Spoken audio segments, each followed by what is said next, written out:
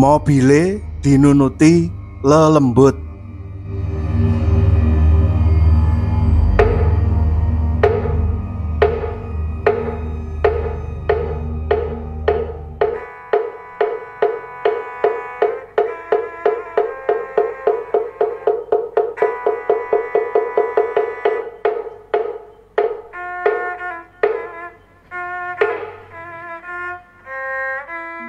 Nalika jaman isih bujang, Sular nduweni pegawean minangka buruh sopir.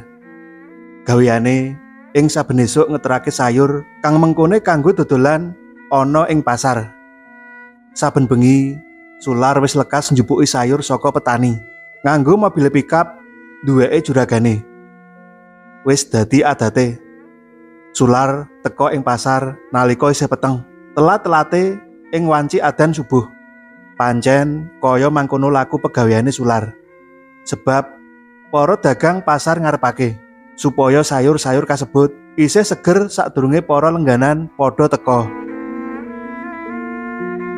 Nalika kuwi jam 11 bengi, Sular miwiti pegaweane. Kaya biasane, Sular numpak mobil pickup banjur tumuju menyang wewengkon pegunungan.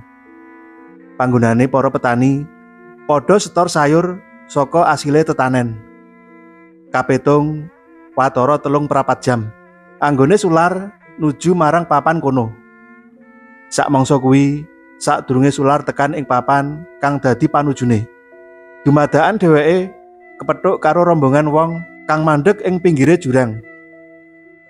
Kabeh pawongan mau padha ngawasake ing ngisore jurang. Meruhi kahanan kang kaya mangkono, Sular ora pati nggape, sebab dheweke pancen lagi ngoyak wektu.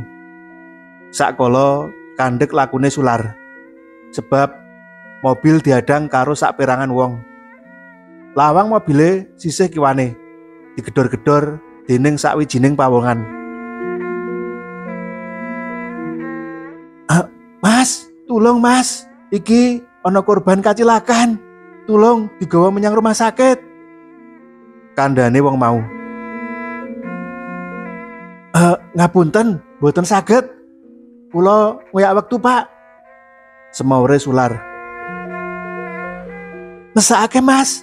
Iki sing siji saya obah. Yen ngenteni ambulan, ndak malah kesuwen. Wis, sampean mau ngeterake wae, mengko langsung bali ora apa-apa," panjaluke wong mau. Ora ngira jebul ing pinggir jurang kono bubar ana tabrakan. Janjane Sular nampik panjaluke wong kasebut. Nanging sakwise meruhi alang ujure para korban, rumangsa ternyuh atine Sular. Banjur munggahake para korban ana ing bak mobile. Ceket-ceket anggone Sular nglakokake mobile. Ing burine tinututan sakperangan wong kang uga padha melu ngeterake para korban ing rumah sakit.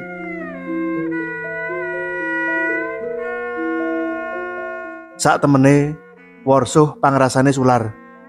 Antarane ternyuh karo wedi randat anggone njupuki sayur saka para petani. Nanging Sular percaya yen bisa nggancangake laku supaya ayahane ora dadi keteter. Sak tekane ing rumah sakit, para korban diudunake saka bak mobile. Sakwijine wong kang sak biyantu meruhi yen salah sijine korban wis tiwas, nanging kekarone tetep dipasrahake marang rumah sakit.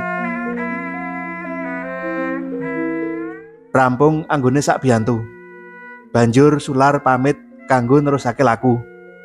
Age-age Sular nggancangake lakune mobile, bali tumuju ing papan pagunungan. Nanging bab kang ora lumrah lagi krasa ing kene. Sular rumangsa yen mobile dadi abot kaya nalika kaluwihan gawan. Senajan dirikatake lakune, nanging tetep ora bisa banter playune. Ing sak dawane dalan, dumadakan githoke Sular mengkorok, rumangsa kaya ana lelembut kang mapan ing bak mobile. Nadyan sak temene rumangsa wedi, nanging dheweke tetep kudu enggal tumeka ing wewengkon para petani.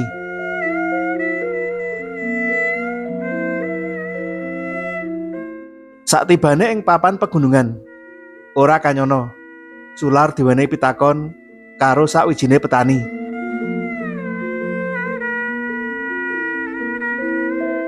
"Piye Mas, mobilmu mau wis kok kumbah apa durung? Sampeyan nggawa saka ngendi kuwi mau? Hah?" "Lho Pak, tegese pripun? Nggih kados adate to? Kula saking omah mawon," wangsulane Sular kaget. "Kae lho Mas, sing ndak karepake iki sing kae. Sampeyan nggawa saka ngendi kae mau?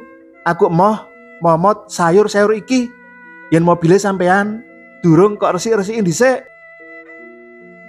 Kandhane petani karo nuding bak mobile Sular. "Sekedap to Pak, kula kok bingung kalih karep sampeyan. Wong kula mriki mawon mboten ngamot napa-napa lho Pak. Lho niki kothong to?" Semaure Sular greget karo nuduhake bak mobile. Udrek-udrekan ing antarane Sular lan petani kasebut. Banjur dipisah karo petani liyane.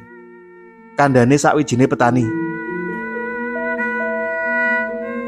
"Empun Mas, ayo kula kancani nyiram bak mobile sampeyan kae."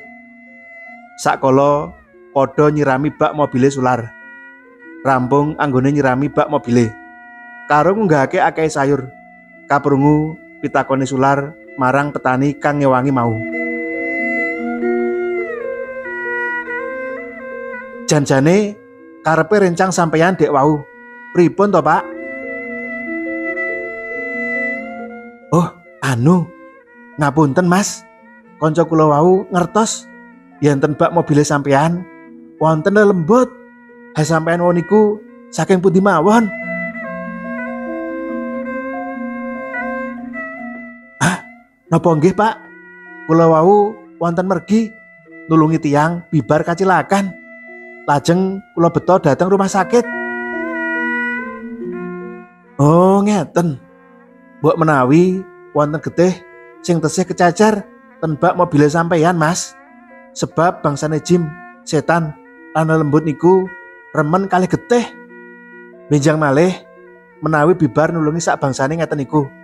Ampun lali mobile sampeyan kumbah Mas." Sular mung katon mantuk, tandha yen wis sarujuk. Kothong pemandenge lan mikirake apa merga perkara iki. Sak mangsa mobile krasa abot kaya kaluwihan momotan ing tembe.